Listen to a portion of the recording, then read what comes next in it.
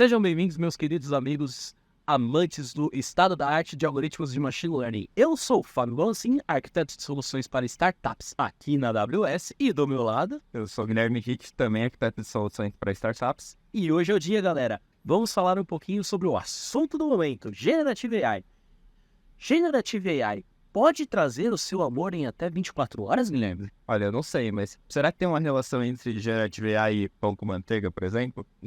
Deu até uma fome agora que eu nem ouçei ainda, galera. Mas vamos entender um pouquinho de Generative AI. Generative AI, para chegar em Generative AI, a gente teve todo um processo. E vamos falar um pouquinho desse processo. Antigamente, bom, vocês devem ter percebido que Machine Learning começou a ser muito falado nos últimos meses, anos, talvez nos últimos 2 anos, talvez. E por que isso aconteceu, né? Antigamente a gente tinha aquela frase, the data is the new oil, né? Que os dados são o novo petróleo, todo mundo queria dado. Só que a gente trabalhava com algoritmos estatísticos mais simples, vamos assim dizer, né? A gente tinha regressões lineares, a gente tinha turnover de clientes, a gente tinha BI, muitos sistemas de BI, e alguns algoritmos mais simples, talvez, de machine learning. Algumas pessoas podem discordar, mas acontece que com o tempo a gente começou a esbarrar com novas demandas. E essas novas demandas, a gente começou a ver que a performance computacional, né, o poder computacional, começou a ser um tipo de gargalo, porque a gente não tinha tanto tempo de treinamento, né? A gente demorava muito para trabalhar com aqueles dados para fazer um modelo simples. E então a gente começou a pensar, poxa, a gente precisa de hardware mais potente, a gente precisa de máquina, a gente precisa de poder computacional. E aí as empresas começaram a investir em GPUs, por exemplo, começaram a investir em hardware especializado, como Machine Learning, e aí surgiu, agora na mesa com as ferramentas corretas, a oportunidade de investir em novos algoritmos, em algoritmos mais inteligentes. E aí foi quando a gente começou a falar principalmente de Deep Learning, que você já deve ter ouvido muito falar. E aí você deve ter visto o TensorFlow, que foi uma framework para trabalhar com Machine Learning em Deep Learning, PyTorch também é outro exemplo, que são frameworks muito famosos aí. E aí, desse campo de oportunidade que surgiu, dessas novas ferramentas, a gente desenvolveu novos algoritmos mais avançados. E aí foi que a gente começou a trabalhar com o Generative AI. Foi aí que surgiu toda a coisa, certo, Guilherme? Isso. E com Generative AI, uma coisa que ficou muito diferente, digamos assim, é que com o Machine Learning tradicional, a gente utilizava ela para extrair informações dos dados que a gente tinha. E com o Generative AI, a gente consegue criar coisas novas em cima disso. Então, a gente, com esses novos algoritmos, até algoritmos que só existiam ali no meio acadêmico, a gente conseguiu implementar eles de fato. E uma coisa que a gente conseguiu com isso foi, olha, criando dados novos, criando informações novas, a gente começou a parar e olhar assim, legal, mas eu preciso de muitos dados para fazer isso. Com muitos dados, o meu tempo de processamento vai aumentar bastante. Meu tempo aumentando, meu custo de máquina vai subir junto. Então a gente começou a parar e olhar, legal, será que tem uma forma da gente reduzir tudo isso? E foi com base nisso que surgiram os famosos Foundations Model. Em português a gente chama de modelos de fundação, modelos fundacionais, a gente não achou uma tradução muito legal para ele ainda. Mas o legal dos Foundations Models é que você não parte do zero, você já parte você já tem um ponto de partida e a partir dali você já consegue ter informações e criar informações novas com uma qualidade muito interessante.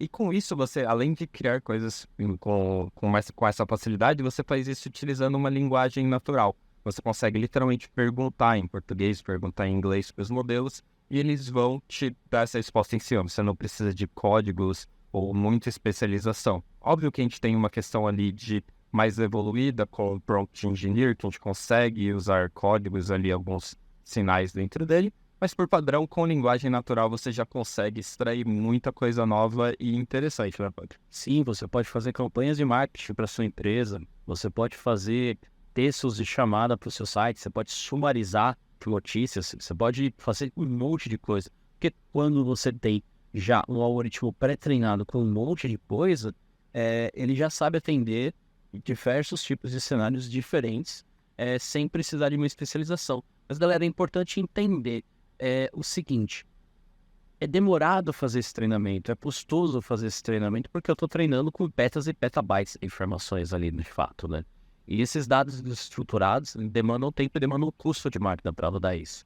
E aí a gente começou a discutir de usar um modelo pré-treinado, o famoso LLM, baseado nesse grande dataset. Mas aí a gente começou a ver algumas barreiras aí, né, Guilherme? Exatamente. Entre essas barreiras, a gente tem a questão da segurança, né? Então, a gente tem muitas empresas utilizando ali modelos públicos e quando você como empresa ali, ou você mesmo como indivíduo, começa a colocar dados de pessoas, dados sensíveis, digamos assim, em lugares que você não conhece, você começa a ter preocupações ali com esse ponto.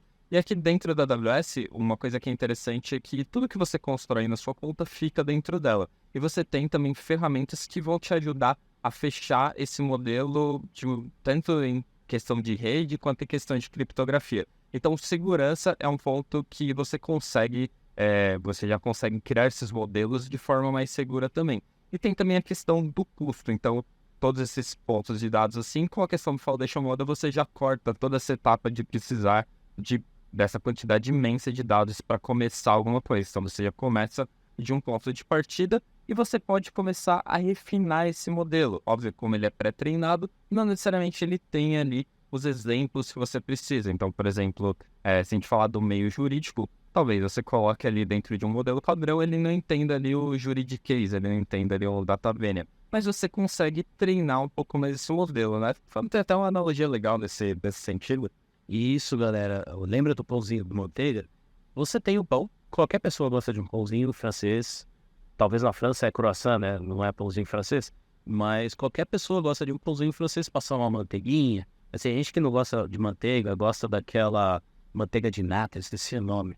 Também Tem umas manteigas mais modernas aí que são diferentes delas, não tem a parte do leite. Eu, por exemplo, sou alérgico à lactose, tem problemas. Mas tem gente que gosta de Nutella, geração Z aí que tá acompanhando a gente. Tem gente que gosta de geleia de goiaba, geleia de morango, sem açúcar, com açúcar, enfim. Você está adaptando o seu paladar, o seu caso de uso, o seu negócio. Então, imagina que o modelo de fundação é o pãozinho e a sua especialização é o seu negócio, para o modelo com uma maior acurácia para jurídico, por exemplo. Então, acho que é uma boa analogia para a gente entender aí os casos de uso de Generative AI. Acho que dá para acrescentar alguns pontos a respeito. A gente falou de segurança, a gente falou de custo, que é bem importante. Você já pegar um negócio que já sabe responder uma gama bem grande de casos de uso. E também pode ser especializado, mas acho que vale citar, por exemplo, ferramentas de geração de código, né, Guilherme? Perfeito. Aqui no AWS a gente tem uma ferramenta chamada Amazon Code Whisperer, que ela serve literalmente como um companheiro de codificação. Então, enquanto você está escrevendo seu código, por exemplo, você escreveu um comentário do código, você escreveu o título da sua função, ele já entende aquilo e já vai para o próximo passo. Ele te dá um exemplo de como implementar aquela função.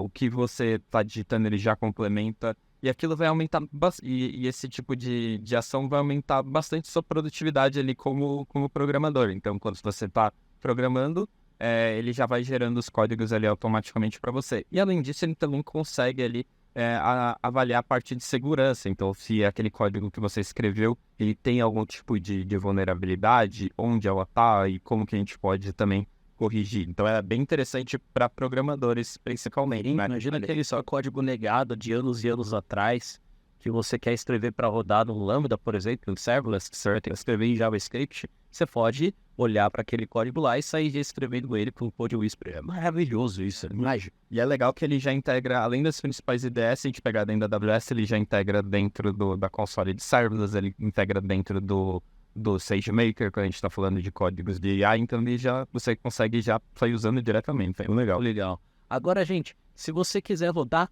hoje um algoritmo de Generative AI seu, você quer fazer o seu, como é que você faz, Guilherme? Legal.